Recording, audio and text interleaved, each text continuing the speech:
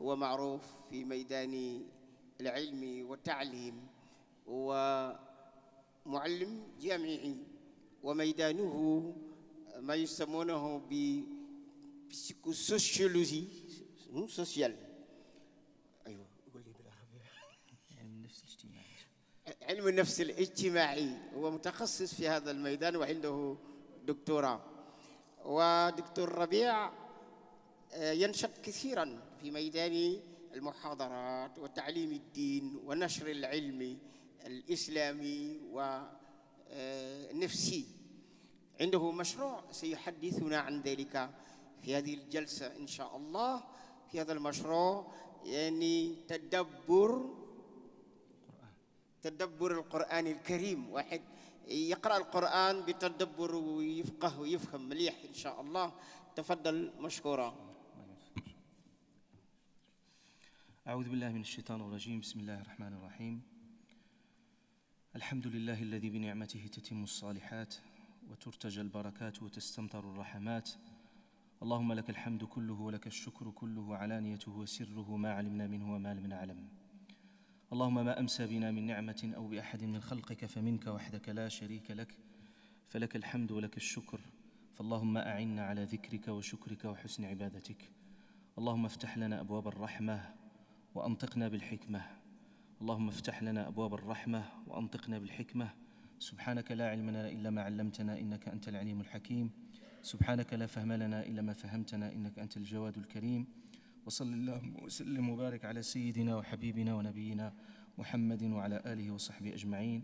آمين آمين. ثم أما بعد، فأولا أجدد الثناء على الله عز وجل بما هو أهل له على أن يسر اللقاء بكم في هذا المجلس المبارك إن شاء الله تعالى.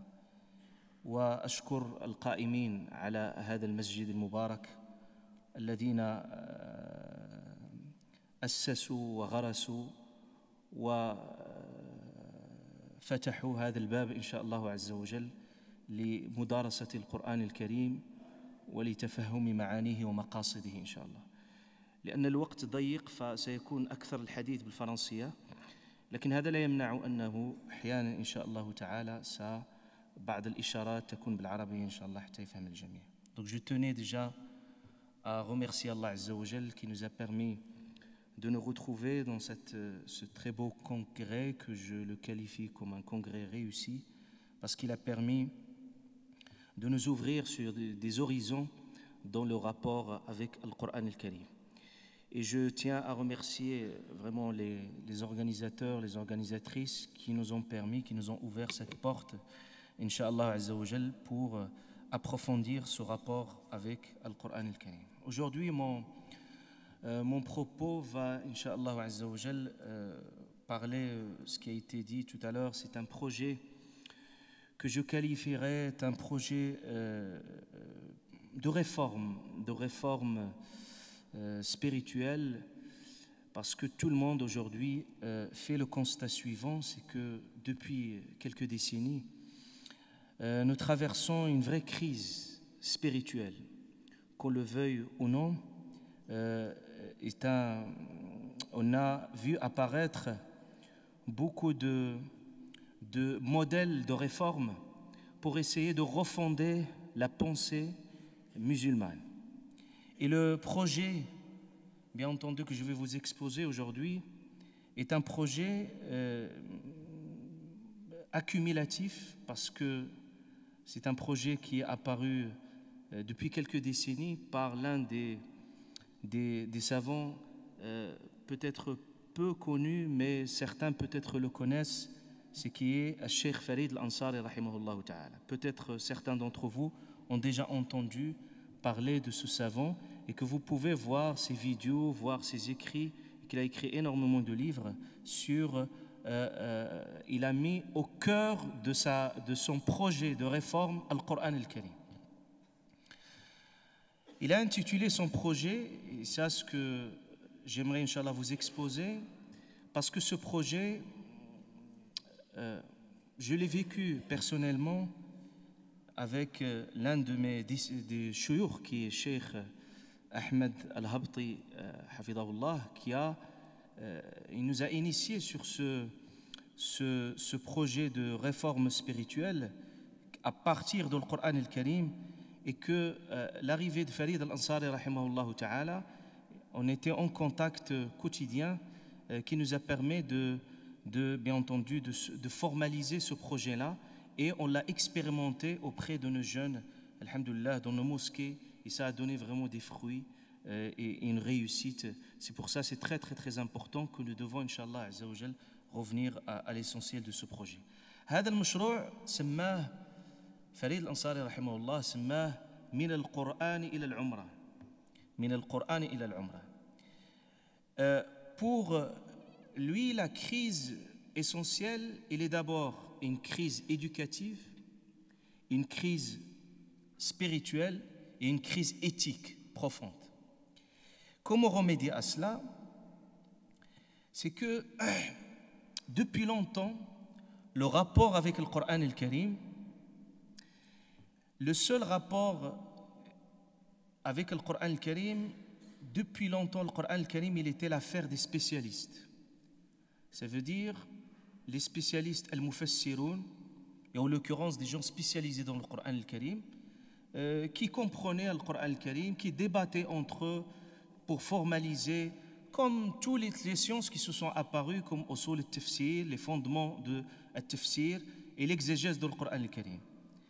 Pour cet auteur, là, il y a une erreur grave, insurmontable.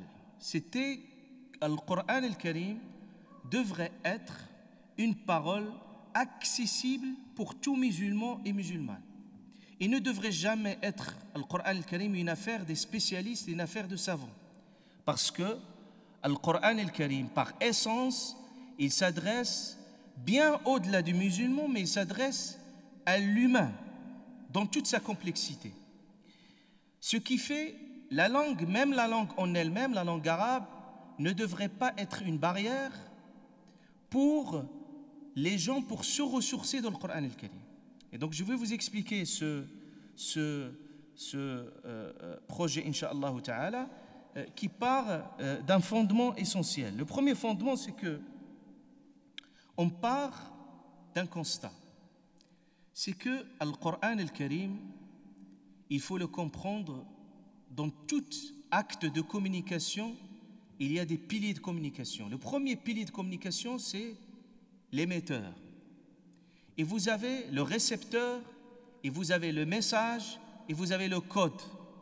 Et les théoriciens de la communication rajoutent un autre élément, ce qu'on appelle le feedback. J'explique ça en détail. Vous avez un émetteur. L'émetteur, ici, c'est Allah subhanahu wa ta'ala. Et d'ailleurs, dans le Coran al-Karim, Allah Azza wa Jal, toujours, il insiste sur l'émission dans le Coran al-Karim qui vient de sa part. وَإِنَّكَ لَتُلَقَّى الْقُرْآنَ مِنْ لَدُنْ حَكِيمٍ عَلِيمٍ هُوَ الَّذِي أَنزَلَ عَلَيْكَ الْكِتَابَ مِنْهُ آيَاتٌ مُحْكَمَاتٌ. Et vous trouvez toujours Allah Azza wa Jal, il insiste sur qu'en étant lui-même, subhanahu wa ta'ala, qui émet cette parole. Et vous avez le récepteur. Le récepteur, c'est bien entendu l'humain. L'humain dans sa complexité. Et la preuve, c'est que si vous voyez l'expérience de beaucoup de convertis qui se sont convertis à l'islam, d'ailleurs, n'avaient pas l'accès au Coran dans son texte d'origine, l'arabe. Et pourtant, ils ont lu quelques traductions et ça a suffi de déclencher toute une transformation de l'être. Ça veut dire que le Coran al-Karim est un message universel, et comment le rendre universel, c'est par ce projet que nous allons vous expliciter. Parce que finalement, la langue, si ce serait la langue, le seul moyen d'accès au Coran al-Karim, ça serait négliger les 75% des musulmans qui ne comprennent pas l'arabe. D'ailleurs, le Coran al-Karim, il y a un autre mécanisme qui nous permet de se connecter au Coran al-Karim, qui est avec la notion de tadabbur que je vais vous expliquer. Donc ça, c'est une chose fondamentale. Il y a le récepteur, c'est-à-dire l'humain qui reçoit le message. Et il y a le message. Le message ici, c'est le Coran al-Karim. D'ailleurs, Allah Ta'ala, dans maintes fois, quand il qualifie le Coran al-Karim, il le qualifie comme étant un message. Message. D'ailleurs, le prophète lui-même, on l'appelle messager de Dieu. C'est-à-dire qu'il transmet un message. Alladhina yuballighuna risalatillah. C'est-à-dire ceux qui transmettent ces messages. D'ailleurs, notre mission, nous, en tant qu'humains, c'est dans ce message, il y a des codes. Il y a des codes. Comment décoder ces messages? C'est-à-dire, le décodage passe par la compréhension de ce message et ça passe par plusieurs processus que je vais vous expliquer. Là, je parle du psychologue qui va vous parler de ces processus psychologiques qui nous amènent à comprendre le Coran al-Karim et pour voir la manière que tout musulman, toute musulmane pourrait avoir comme méthode pour apprendre le Coran al-Karim. Ça, c'est une chose. La deuxième des choses, c'est pour cet auteur, c'est que la crise aujourd'hui, elle est essentiellement méthodologique. مشكلة المسلمين الآن في المنهج, la méthodologie. الآن, beaucoup de personnes, ils ont écrit des livres كيف نتعامل مع القرآن, comment se comporter avec le Coran al-Karim. Parce que aujourd'hui, n'importe quel musulman, musulmane, vous lui donnez le Coran al-Karim, vous lui expliquez et vous trouvez 1000 façons, 1000 manières, 1000 rapports avec le Coran al-Karim. Et parfois, chacun il le fait à sa façon et parfois, chacun il le fait dans l'improvisation et qu'aucune personne ne pourrait nous dire c'est la seule façon, c'est la meilleure des façons pour lui. Donc pour lui, il faut revenir à l'essence même depuis le début de la révélation et depuis le début de la révélation, il y a la première école de formation du musulman, c'était Dar al-Arqam ibn Abi al-Arqam. Donc il va théoriser cette période, ce qu'on appelle la période de l'Arqamiyya. La période de l'Arqamiyya, il n'y avait que quelques individus avec le prophète sallallahu alayhi wa sallam. Et comment, à partir d'un programme éducatif qui vient d'Allah Azza wa Jal. D'ailleurs, le programme éducatif des compagnons au départ, c'était Al-Qur'an, essentiellement Al-Qur'an al-Karim. Et l'ingénierie éducative, il venait du prophète sallallahu alayhi wa sallam qui essayait d'éduquer ses compagnons sur Al-Qur'an al-Karim. La troisième des choses, donc j'annonce quelques principes qui sont fondamentaux pour aller, Inch'Allah ta'ala, vers le programme. La quatrième des choses fondamentales, c'est que il faut comprendre la nature du Coran al-Karim. Parce que si on ne comprend pas sa nature, on ne peut pas avoir l'approche adéquate pour appréhender le Coran al-Karim. Comment comprendre la nature du Coran al-Karim? C'est laisser le Coran al-Karim lui-même, comment il se définit. Parce qu'aujourd'hui, tout le monde qualifie le Coran al-Karim à sa manière et à sa façon. Mais laissons le Coran al-Karim lui-même se définir et nous dire qui suis-je? Et c'est à ce moment-là qu'on peut adapter et avoir la bonne méthode et la bonne manière d'appréhender le Coran al-Karim. Le Coran, comment il se définit? La première des choses, des versets multiples et variés, Allah Ta'ala, qu'est-ce qu'il dit dans le Coran al-Karim? وَكَذَلِكَ أَوْحَيْنَا إِلَيْكَ رُوحًا مِنْ أَمْرِنَا. Et nous t'avons envoyé un esprit de notre part. Donc Allah Ta'ala qualifie le Coran comme ruh. C'est un esprit. Et l'esprit, par définition, comme ruh, c'est-à-dire l'esprit, quand il se greffe sur un corps, il lui donne de la vie, il le fait revivre à nouveau. Donc comment le Coran al-Karim va nous donner de la vie spirituelle? Et vous allez voir avec cette notion de tadabbur qui va nous permettre d'avoir l'accès à cela. Le Coran, il se définit comme étant un dhikr. بأنه ذكر وهذا ذكر مبارك أنزلناه. Et dhikr, c'est-à-dire il nous rappelle l'essentiel, il nous renoue avec l'essentiel. Donc dhikr. Donc n'oublions pas la vocation principale du Coran qui est en tant dhikr, ça veut dire quand il va nous rappeler des choses, c'est-à-dire le Coran al-Karim va nous permettre, va réactiver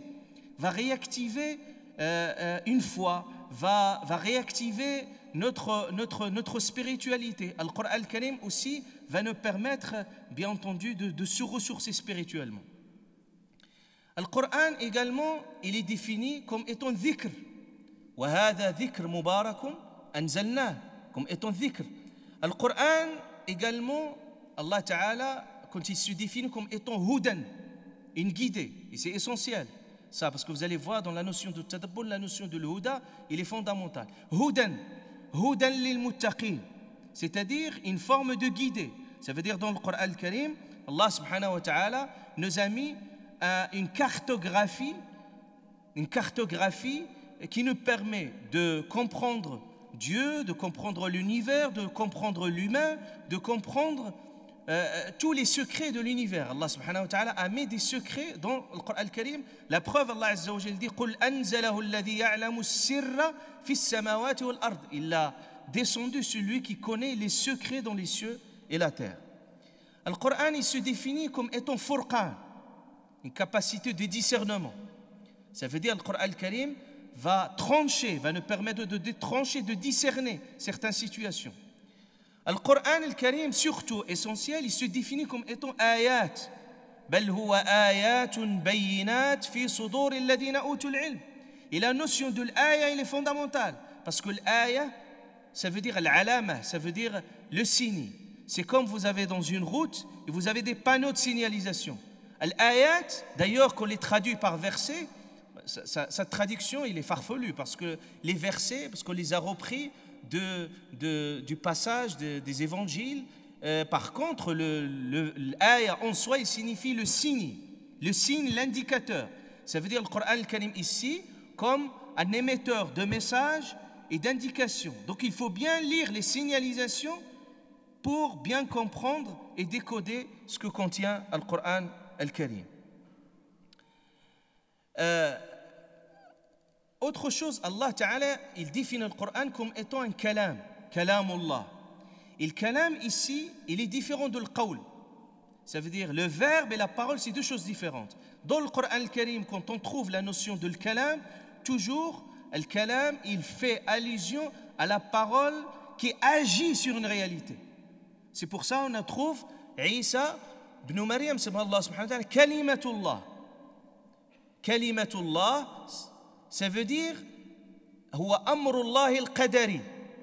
Vous trouvez toujours, Allah subhanahu wa ta'ala, quand il parle de kalimat, Allah azza wa jal, quand il parle de ça, du verbe ici, c'est le verbe qui agit.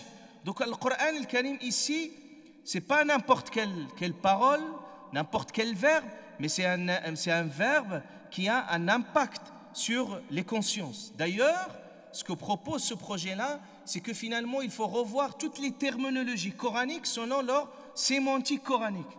Parce que parfois, on pervertit un certain nombre de termes coraniques par notre propre compréhension, alors dans leur univers coranique, ils ont une signification qui leur est propre. Donc on ne rentre pas dans ce détail-là, mais il y a tout un travail aussi méthodologique là-dessus qu'il faut cerner.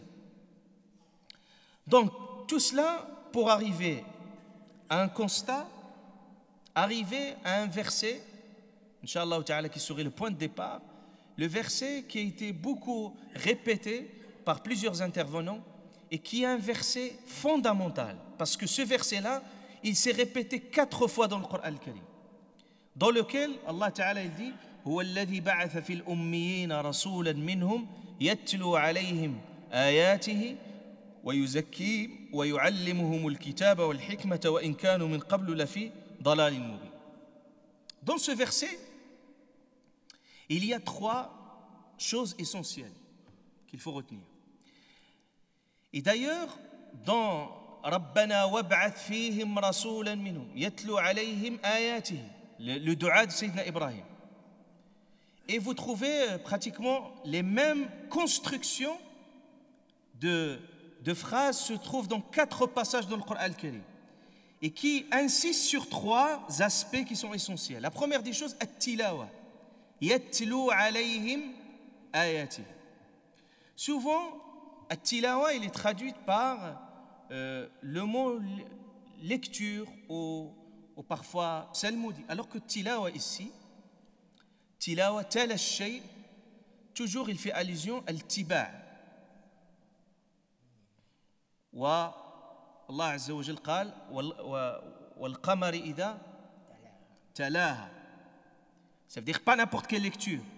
Ça veut dire qu'il y a une lecture avec une perspective de mise en pratique. C'est pour ça qu'Allah Ta'ala parle, il y a certaines formes de lecture, il dit « Alladhina ataynahumul kitaba yatlunahu haqqa tilawatihi » c'est-à-dire il y a une tilawa dans une autre tilawa. Donc tilawa ici, Allah subhanahu wa ta'ala parle du tilawa. Alladhina ataynahumul kitaba yatlunahu haqqa tilawatihi ulaika yu'minuna bihi. Donc la notion de tilawa, on ne va pas rentrer dans le détail de tilawa, parce qu'il faut faire la nuance entre tilawa et tartil. الترتيل Allah subhanahu wa ta'ala quand il parle ورتل القرآن ترتيلا الترتيل ici العرب تقول ثغر مرتل quand il parlait de ثغر مرتل ça veut dire بأنه c'est-à-dire que les dents sont bien agencées une à côté de l'autre donc الترتيل c'est une façon de bien construire d'ailleurs Allah ta'ala يقول ورتلناه ترتيلا ça veut dire le Coran al-Karim, Allah subhanahu wa ta'ala l'a bien agencé, l'a bien construit. Donc il y a la notion de tartil. D'où الرتيلة اللي كيسمعوا الرتيلة كتقول في الدارجة. الرتيلة c'est l'araignée. L'araignée parce qu'il construit sa toile de façon très très très très subtile. Et d'ailleurs c'est ça l'objet de le Coran al-Karim dans sa construction interne est une construction très très très subtile et très intéressante. Donc tartil. Et d'ailleurs, même At-Tartil dans le Coran al-Karim, il va vers cette notion-là. Donc, At-Tilawa, il a une méthodologie. Il faut une méthodologie. Quand on dit quelqu'un yurattil, c'est par une forme que je vais vous expliquer. At-Tilawatu, lui, il parle. At-Tilawatu bimanhaj at-talaqqi. At-Tilawa, il faut qu'il soit avec une méthodologie propre qui s'appelle At-Talaqqi. At-Talaqqi, il vient d'où? Vient pas de l'arbitraire. Il vient de le Coran lui-même, quand Allah subhanahu wa ta'ala, il a parlé de le prophète sallallahu alayhi wa sallam, wa innaka latulaqqa al-Qur'an. Quand Allah subhanahu wa ta'ala, il a parlé de la réception de le Coran al-Karim, il a dit wa innaka tu réceptionnes le Coran al-Karim.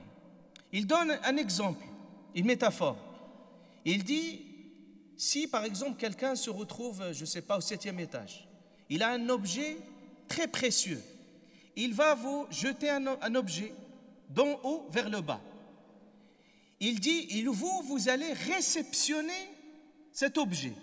Il dit, dans quelles conditions, prédispositions psychologiques vous êtes dans une haute tension et vous êtes dans une attention très très très forte pour recevoir l'objet. Donc, talaqqi, il signifie la réception.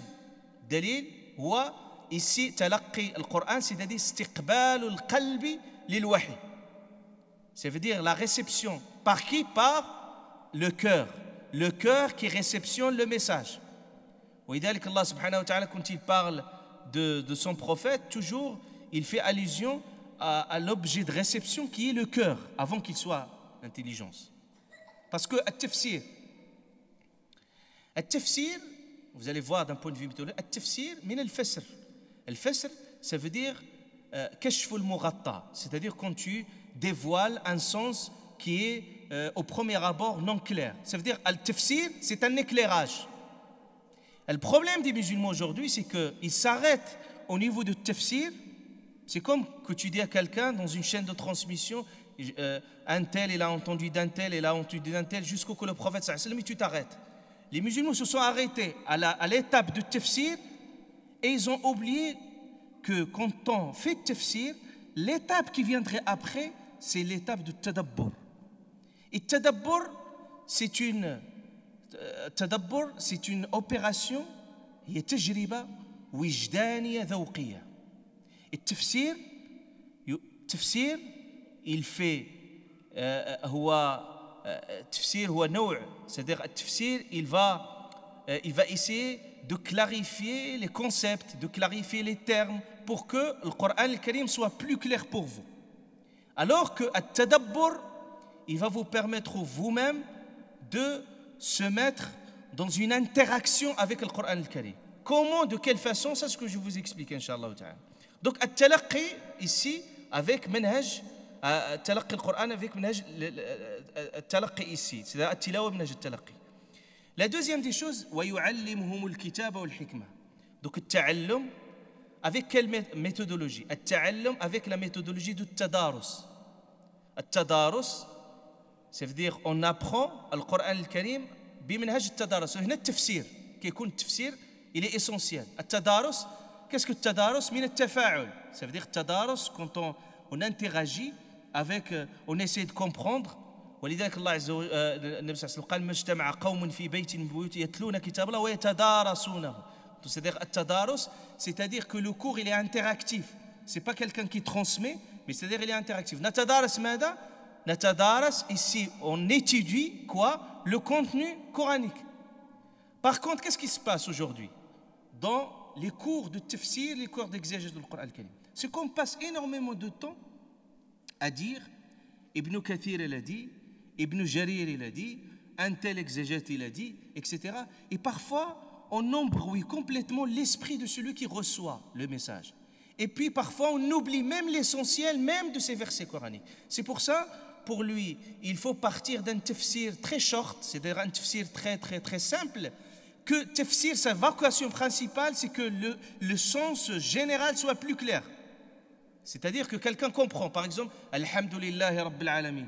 Tout le monde comprend. Alhamdulillah, Ar-Rahman, Ar-Rahim, Maliki Yawmiddin. Mais par contre, At-Tadabbur va nous permettre même de faire dans le Coran al-Karim, donc c'est ça la troisième vocation, At-Tazkiya. C'est-à-dire, Yatlu alayhim yu'allimuhum, At-Tazkiya, Yuzakkihim. At-Tazkiya avec bimanhaj At-Tadabbur. C'est-à-dire, si on veut se purifier spirituellement par le biais du Coran al-Karim, il faut At-Tadabbur. At-Tadabbur, ici, min At-Tafa'ul. At-Tafa'ul, quand on a ce terme Tafa'ul, en langue arabe, il signifie au moins trois choses auxquelles j'insiste. La première des choses, إذا تكرر الفعل. نقول الفعل لما يتكرر, c'est-à-dire la chose quand il se répète à maintes fois, alors à ce moment-là, on utilise ce terme tafa'ala. Donc tadabbara, ça veut dire qu'il va le faire une fois, une deuxième fois, troisième. Parce que vous ne pouvez pas acquérir le sens en une seule fois. Vous pouvez le comprendre, le sens, mais déguster le sens et l'approfondir spirituellement, ça demande un autre. Je vais vous expliquer, même Sahaba, comment ils faisaient pour ménage tadabbur. Donc, at-tadabbur, la première dimension, c'est la question de répéter la chose une fois, deuxième fois, troisième fois. كذلك من معاني التفاعل quand je dis التدبر معناه التكلف ولذلك قل من العلم بالتعلم الحلم بالتحلم c'est-à-dire نتكلف الشيء on fait un effort pour l'acquérir. Donc التدبر ici ça demande un effort et surtout un effort spirituel énorme pour pouvoir se projeter dans le texte coranique. كذلك من معاني التفاعل هكذا التدرج والتمهل. Ça veut dire aussi il y a un sens de progression. C'est-à-dire que le verset, je peux le lire la première fois, je peux le lire la deuxième fois, je peux le lire la troisième fois, la quatrième fois, et parfois même le verset, il m'appelle vers un comportement, vers une éthique, il m'appelle vers un principe, et je ne peux pas acquérir ce principe en un seul coup. Donc je fais un effort, deuxième effort, progressivement jusqu'à un moment où j'acquiers ce comportement-là. إذن التدبر dans le Coran al-Karim, il est utilisé plusieurs reprises dans le Coran al-Karim. Et ce qui est étonnant, qu'Allah Ta'ala parle de tadabbur, toujours il parle du cœur. J'ai un article, vous pouvez le trouver sur Internet, le Coran et le cœur vers une symbiose spirituelle. C'est-à-dire comment le Coran et le cœur, quand on arrive à cette symbiose spirituelle, on est dans le summum de tadabbur, ce qui signifierait. التدبر quoi? هو عرض الذات على الصفات. Si je résume ça, عرض الذات على الصفات. Ça veut dire que le Coran al-Karim, vous allez mettre le Coran al-Karim comme un miroir. Vous allez lire, vous avez entendu par exemple le Coran al-Karim, Allah Ta'ala parle des qualités. هدى للمتقين الذين يؤمنون بالغيب ويقيمون الصلاة. Ce verset-là, quand il parle de ces qualités des croyants, ça vous permet de vous regarder dans ce miroir. Je suis où? Quelle position? Est-ce que je m'améliore pas? Est-ce que je suis loin de l'acquisition de ce khuluq al-Qur'an. Est-ce que j'ai acquis ce khuluq ou est-ce que peuple... Je donne un exemple qui vous explique ça. هذا l'Ahnaf ibn Qais qui était le disciple de l'imam Ali ibn Abi Talib radiyallahu anhu. Je pense que cet exemple va nous éclairer là-dessus. ذات يوم قال فتحت القرآن. D'ailleurs, il est le disciple de Ali ibn Abi Talib radiyallahu anhu qu'il disait cette parole à propos de Tadabbur, كان يقول ذلكم القرآن فاستنطقوه. C'est-à-dire, il dit le Coran al-Karim, faites-lui parler. Parce que le Coran ne peut pas parler tout seul. Mais vous le faites parler. Et il dit, ثوّروا القرآن. ثوّر, تثوير, c'est-à-dire quand vous allez une terre et vous allez le renverser. Renverser, en fait, la terre, ثوّروا القرآن. Et cette تثوير القرآن ici, c'est ce travail.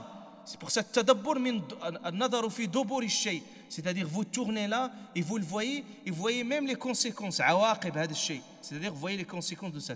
L'Ahnaf ibn Qais, il disait, فتحت القرآن, j'ai ouvert le Coran al-Karim, فوقفت عند قول الله عز وجل قد أفلح المؤمنون الذين هم في صلاتهم خاشعون والذين هم عن اللغو معرضون والذين هم للزكاة فاعلون. Il a dit, j'ai ouvert le Coran al-Karim et je retrouve ce verset où Allah parle des croyants. Et Allah Ta'ala cite des qualités hors normes. فماذا قال الأحنف? Regardez le sens de Tadabbur. قال والله يا الله والله لست من هؤلاء. Il dit, oh Allah, sincèrement, je ne fais pas partie de ces gens-là. Très sincèrement. قال, je commence à chercher. C'est-à-dire, c'est la recherche de soi dans le Coran al-Karim. Découverte de soi. Il cherche encore. Il cherche. Et il dit, je me suis retrouvé avec un autre verset dans le Coran al-Karim. ما سلككم في سقر قالوا لم نك من المصلين ولم نك نطعم المسكين.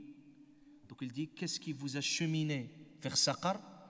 Il dit, j'ai ouvert et j'ai trouvé ce verset. Il a dit, Ya Allah, lastu min haoula. De même, je ne fais pas partie de ces gens-là. Et il commence à faire cette découverte.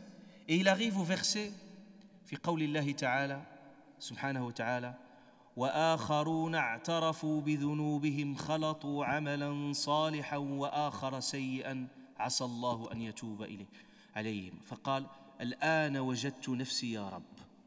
Il a trouvé un autre verset où Allah subhanahu wa ta'ala dit, et d'autres qui ont commis un excès envers eux-mêmes, خلطوا, ils ont mélangé عملا صالحا وآخر عسى الله أن يتوب إليهم. Et puis il a dit, Ya Allah, je me retrouve maintenant dans ces versets coraniques. Je clôture avec ça 20 règles essentielles, très très rapidement, je les énumère pour que, Inch'Allah ta'ala, une assise dans le Coran al-Karim sur cette base-là soit réussie par Fadil Nasser. Il dit الضابط الأول, c'est-à-dire la première règle, تجريد القصد لله عز وجل. C'est-à-dire la première règle dans ces assises dans le Coran al-Karim, c'est-à-dire la sincérité. C'est-à-dire que tout un chacun vient avec l'intention de se réformer, que le Coran al-Karim soit son propre médecin, qu'il se soigne par le biais du Coran al-Karim. Allah Ta'ala il l'a qualifié comme étant shifa, c'est-à-dire qu'il nous corrige, qu'il nous réforme spirituellement. الضابط الثاني, le deuxième critère, il dit تحين أوقات الانشراح النفسي للقرآن. C'est-à-dire il ne faut pas choisir n'importe quel moment, c'est-à-dire il faut choisir là où on est prédisposé spirituellement. Surtout Allah Ta'ala parle de l'ghoudoui wal asal, c'est-à-dire ces moments spirituels ils sont très très forts, et quand on médite le Coran al-Karim dans ces instants-là, ça donne vraiment une forte prédisposition spirituelle. الضابط الثالث مراعاة أدب مجلس القرآن. C'est-à-dire il faut respecter un certain nombre, un art et une éthique même dans l'assise, que quelqu'un ne peut pas s'asseoir de n'importe quelle façon. Et l'ajmal an takoun hilaq aussi, là il a un secret, hilaq al-Qur'an, les cercles du savoir. Le quatrième critère, il dit qu'il faut être assidu.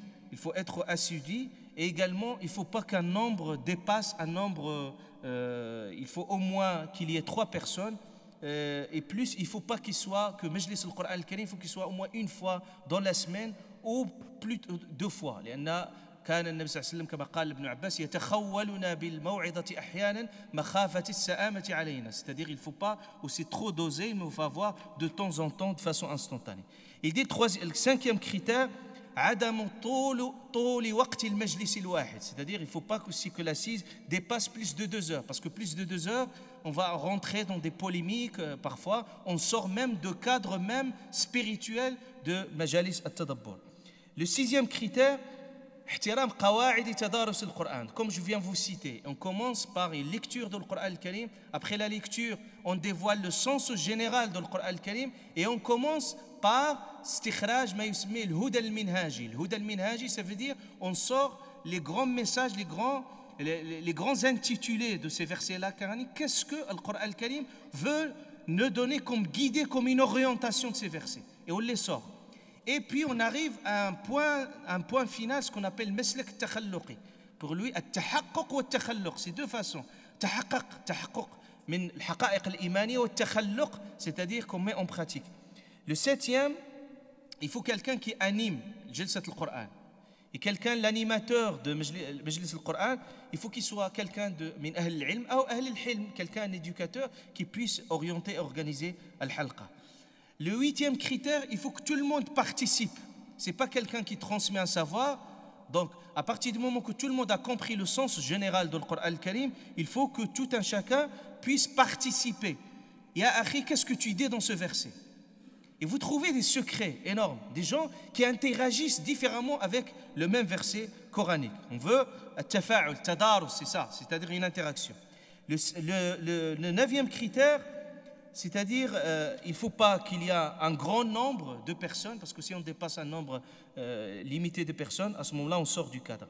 الضابط العاشر تجنب الدخول في الجدل العقيم. Parfois dans des saisies du Coran al-Karim, il faut éviter. قرأوا القرآن ما ائتلفت عليه قلوبكم فإذا اختلفتم فقوموا. C'est-à-dire il faut absolument qu'on ne rentre pas dans le débat, dans la polémique. C'est-à-dire toute la polémique par rapport à l'exégèse sur certains points, il ne faut pas qu'ils doivent être l'objet de ce. On ne rentre pas dans le détail, on capte le sens général et on parle d'autre chose. Le hadi ashar, الضابط الحادي عشر الإعراض عن اللغو من القول والابتعاد عن سفاسف الكلام. C'est-à-dire dans cette assise-là, il faut avoir le respect dans la façon de parler, la façon de s'adresser entre nous, parce que c'est un majlis de dhikr, majlis al-ilm. Le 12e critère, il faut définir ahdaf al-majlis. C'est-à-dire, il faut toujours rappeler pourquoi on est là. On n'est pas là dans un cours d'exégèse du Coran al-Karim, mais on est fi majlis at-tadabbur. Et tadabbur le Coran al-Karim, ça nous permet de nous ressourcer spirituellement plus que cela. الضابط الثالث عشر, il faut pas dépasser un certain nombre de versets. الصحابة كانوا يتدارسوا القرآن, ils ne dépassent pas 10 versets. Donc il faut prendre un sens, c'est-à-dire une unité de sens, et vous pouvez prendre 4 ou 5 versets et vous lisez, vous ne dépassez pas ces 10 versets ou 5 versets, et on puisse procéder. السادس عشر, il faut que tout le monde, on s'assure que tout le monde a compris le sens général de ces versets. Comme ça, on passe de l'étape de tafsir. C'est fini, tout le monde a compris le sens général. Comme ça, on passe à tadabbur. Tadabbur, à ce moment-là, tout un chacun va dire qu'est-ce qu'il pense par rapport à ces versets coraniques. Une fois le sens général est bien dégagé, à ce moment-là, on passe à la question de tadabbur. Et tasi ashar, on va à ce moment-là, bien entendu, récolter les fruits de Coran. On va dire à la fin qu'est-ce que ces versets nous orientent vers quoi, vers quel sens, et puis à ce moment-là ce qu'on appelle al-mabda al-khuluqi, tashabbut al-khuluqi, c'est-à-dire à la fin que le Coran al-Karim kan nabi sallallahu alayhi wa sallam khuluquhu, c'est-à-dire comment acquérir. Et quand on parle ici à la notion de khuluq, c'est pas aux notions juste de l'éthique ou de comportement. Le khuluq ici, al-kha ou lam al-qaf, c'est-à-dire il y a sifa thabita fi nafs, qu'il soit quelque chose qui relève de l'attitude, qui relève d'un comportement, qui relève d'une façon de penser. Et il résume en 3 choses, et je finis avec ça. C'est-à-dire التخلق من ناحية التفكير ومن ناحية التعبير ومن ناحية التدبير. C'est-à-dire les 3 dimensions que le Coran al-Karim il nous oriente. Donc voilà, Inch'Allah Ta'ala, c'est un sujet très très vaste, mais il faut le vivre dans la situation, et c'est un projet qui peut être concrétisé et qui peut être mis en œuvre pour, Inch'Allah, aider, de donner à nos enfants, Inch'Allah Azza wa Jal, et aussi à nos jeunes, un outil de, Inch'Allah Ta'ala, de compréhension de Al-Qur'an al-Karim. وأقول ما سمعتم وأستغفر الله لي ولكم واستغفروه إنه الغفور الرحيم سبحان ربك رب العزة عما يصفون وسلام على المرسلين الحمد لله. Shukran, jazakallahu khairan. Nous remercions beaucoup notre Cheikh Rabia. Il nous a apporté des choses qu'on ne connaissait pas du tout et c'est pertinent. Chaque croyant devrait s'orienter vers ce type de réflexion méditée réflexion ou méditation du Coran, parce que un message, quand tu ne le comprends pas, tu seras incapable de l'appliquer, de le mettre en place comme il faut. Donc là, il nous faut ce type d'étude, de réflexion et de méditation pour pouvoir vraiment comprendre et appliquer le Coran comme il faut. Merci beaucoup, barakallahu fik. Donc là, on va enchaîner avec notre oustaz, notre cheikh Mohamed Chtiwi.